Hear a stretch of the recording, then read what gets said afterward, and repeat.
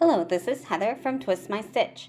Thank you for joining me for this tutorial of the single crochet 2 together or single crochet decrease. Be sure to check the description below for pattern links using the stitch.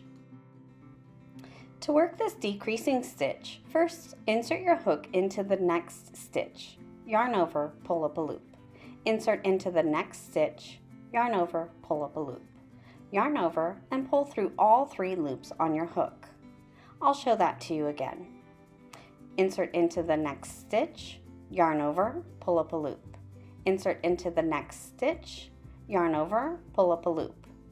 Yarn over and pull through all 3 loops on your hook.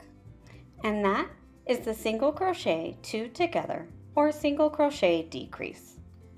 If you have a video request, send me an email and subscribe to my blog at twistmystitch.com. You can also find me on Facebook and Instagram. Please give this video a like, subscribe to my channel, and click on that bell to get notified of future videos. Thank you for watching, and now go twist my stitch.